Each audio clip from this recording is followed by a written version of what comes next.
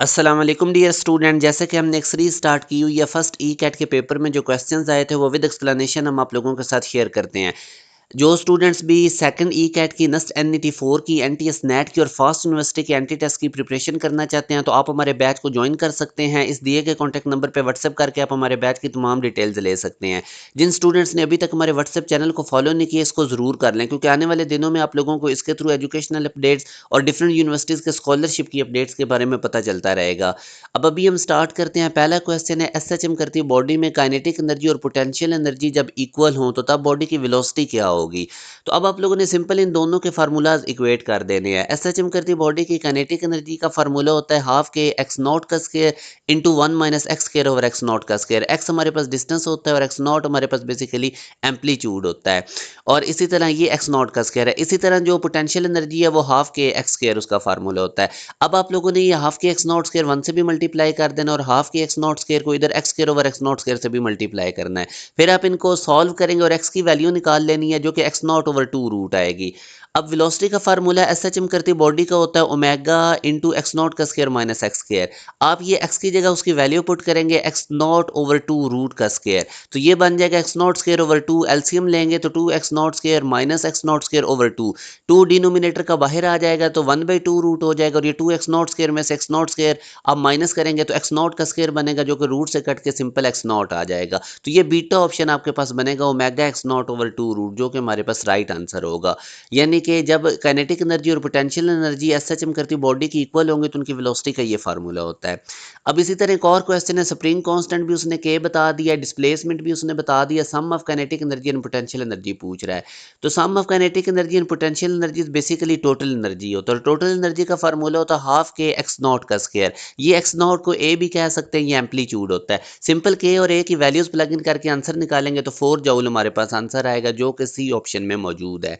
अब एक और क्वेश्चन है जिसमें वो कह रहा है which of these is used instead of not gate. तो नॉट गेट जो होता है ये भी अपनी आउटपुट को इन्वर्ट करना, और नैन गेट का भी यही ऑपरेशन होता है। तो यूं ये दोनों एक दूसरे के तौर पे यूज हो सकते हैं, इनके अंदर सिमिलैरिटी होती है। रीजन मैंने नीचे लिख दिया, आपने इसको पढ़ लेना है। तो beta is the right answer.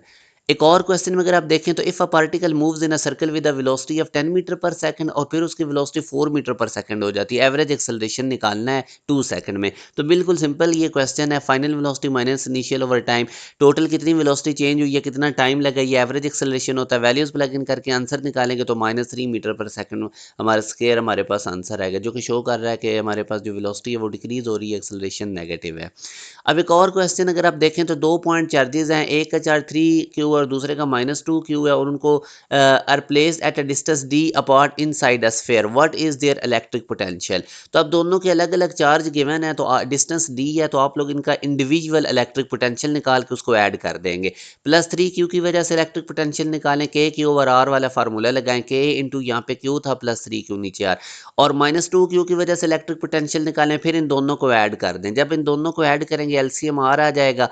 के क्यू ओवर आर अगर आप लोग कॉमन निकालते हैं तो 3 - 2 हमारे पास बचेगा जो कि 1 है। तो टोटल इनकी वजह से इलेक्ट्रिक पोटेंशियल के क्यू ओवर आर हमारे पास आ जाएगा। इस तरह जब भी ढेर सारे चार्जेस गिवन हो तो टोटल इलेक्ट्रिक पोटेंशियल निकालना हो किसी भी डिस्टेंस पे, तो आप उनको सिंपल इंडिविजुअल निकाल के एंड पे ऐड कर दें इलेक्ट्रिक पोटेंशियल को। यहाँ से इस क्वेश्चन में उसने ट्रांसफार्मर की रेशियो बता दिया 5:10, यानी NS over NP transformer ratio थी, ये गिवन है। अब वो करंट क्या आ रहा है 5 एम्पेयर, वो कितना बन जाएगा after passing through the transformer. ज़ाहिर है ये 5 एम्पेयर करंट प्राइमरी कॉइल में से पास करेगा तो सेकेंडरी में कितना हमें ये मिलेगा आगे। तो यहाँ से अब अगर आप देखें तो ये basically transformer ratio NS over NP होती है, और ये VS ओवर VP के इक्वल होती है। मगर जो करंट होता है वो वोल्टेज के इन्वर्सली प्रोपोर्शनल होता है, तो NS over NP equal to IP over IS, ये हमारे पास रिलेशन बनेगा ट्रांसफार्मर रेशियो और करंट का। अब सिंपल इसमें वैल्यूज प्लग इन करनी है। NS ओवर NP हमें 5/10 गिवन है, IP 5 है, IS हमने निकालना है, क्रॉस मल्टीप्लाई करें तो यहाँ से हमारे पास जो सेकेंडरी कॉइल में करंट मिलेगा वो 10 एम्पेयर। वैसे भी अगर आप लोग देखें तो इसमें जो ट्रांसफार्मर रेशियो है वो 5 सेकेंडरी के नंबर ऑफ टर्न्स हैं और 10 प्राइमरी के नंबर ऑफ टर्न्स हैं। सेकेंडरी के नंबर ऑफ टर्न्स कम है, मतलब कि ये स्टेप डाउन ट्रांसफार्मर है, इसमें वोल्टेज तो कम होगा, मगर ट्रांसफार्मर में वोल्टेज और करंट में इन्वर्स रिलेशन होता है, वोल्टेज कम होगा तो करंट इंक्रीज हो जाएगा। इसलिए 5 एम्पेयर वाला current after passing through primary coil ये सेकेंडरी में 10 एम्पेयर बनेगा। तो यूँ हमारे पास इसका जो राइट आंसर है वो 10 एम्पेयर है। अब जो ये मैंने इसकी रीज़न लिख दिया, आप लोगों ने इसको भी देख लेना है। जो स्टूडेंट्स भी तमाम सब्जेक्ट्स की एक प्रॉपर वे से प्रिपरेशन करना चाहते हैं तो अभी आप लोगों के पास एक चांस है कि आप लोग सेकंड ई कैट एनईटी 4 टॉप यूनिवर्सिटीज़ के एंट्री टेस्ट की फुली प्रिपरेशन कर सकते हैं। आप इस दिए गए कॉन्टैक्ट नंबर पे व्हाट्सएप करके तमाम डिटेल्स ले सकते हैं। अपना ख्याल रखिएगा। अल्लाह हाफ़िज़।